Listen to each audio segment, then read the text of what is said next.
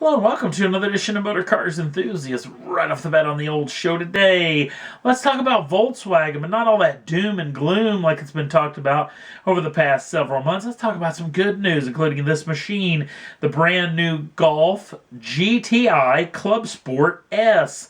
Now this particular machine comes with a 2-liter turbocharged 4-cylinder, making 305 brake horsepower and 280 pounds-feet of torque. That is shifted through a 6-speed manual option only, and all that power is shifted through the front wheels. 0 to 62 comes in at just 5.8 seconds with a top speed of 164.5 miles an hour. Now, why are we talking about this machine? Well, take a look at this picture a little bit closely. It's in a serious state of yaw, going around one of the high-speed bends at the Nürburgring Nordschleife loop to become the fastest front-wheel drive machine to lap the famed circuit at just 7 minutes 49.21 seconds, just besting the Civic Type R. But let's put this in a little bit of context, because the little Volkswagens beat some pretty impressive machines, including BMW's brand new 425 brake horsepower, normally aspirated V8's M4. And that M4 made it in 7 minutes and 52 seconds. And it's also beat a way more impressive machine, the 707 brake horsepower Dodge Challenger SRT Hellcat, that did the lap in 7 minutes 51.51 seconds. So you're looking at a machine that weighs just a touch under 3,000 pounds, that being the Clubsport S, and with minimal horsepower and a very, very aggressive driver, this machine is quite capable, even on a big power circuit like the Nordschleife loop. This front-wheel drive record deal is going to become quite interesting over the next several months, because I'm sure there's a lot of punters that are looking at taking down Volkswagen's crown. Next up on the list, let's talk about the McLaren F1. And you're probably going, wait, what? Yes, the McLaren F1. This particular machine, owned by MSO and the McLaren Group, is actually going on sale very soon.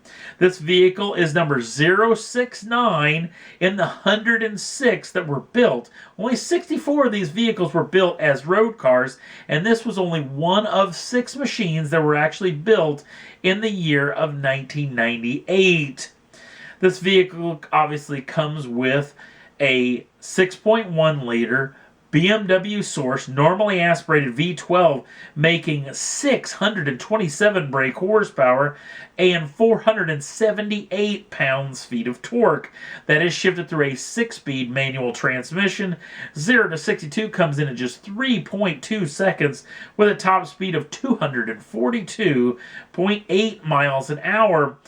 Let's go back to that 627 brake horsepower, because in this modern age of high horsepower machines, that sounds pretty normal. But back in 1998, 1999, this was nearly unheard of. Not to mention, this is still the fastest normally aspirated production car on the planet. And it just was bested by the fastest car on the planet just not but what, 10 or 15 years ago. So this thing's got an excellent lineage about it. But what makes this thing even more impressive is the fact that everything that came with this car comes with this car in this particular sale. We're talking about all the fitted luggage, the custom book that come with every McLaren F1 road car and race car, and the custom watch as well that came right from the factory for this particular machine. And the sheer fact that this car has 2,800 miles or 4,506 kilometers on it. Yeah, this car's barely been moved in its entire life. The most impressive piece probably on the planet of this particular machine. It is on sale at the McLaren website, at the McLaren Research Center right now. They have yet to release pricing on this machine. There's wild rumors everywhere from about, I don't know, around 4 million to over 14 million have been batted around about the old interweb. So be interesting to see where this is going to go, what it's going to go for, and how soon it's going to sell. Next up on the list, you may know this particular chap, Sergio Marchionne, the head of Fiat Chrysler Automobiles.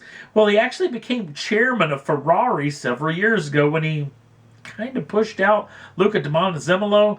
I have to say I wasn't a big fan of Mr. Di Montezemolo, but that being said, now Mr. Chairman, which is Sergio Marchionne, is now CEO and chairman because the CEO of Ferrari, that being one Amito Felice, actually retires effective immediately, and Sergio's going to roll right into his position. Mr. Marchionne is really spreading himself thin across this deal, but this guy is a fantastic workaholic, so I'm sure he's going to be able to handle it. Now, wouldn't you think that now he's CEO and chairman, he's going to kind of settle into the Ferrari position? No. He's right off the bat talking about what's planning for the future, just like Mr. Marchionne always does. And it involves this particular machine, the brand new Ferrari LaFerrari, as now there's going to be a Spyder version.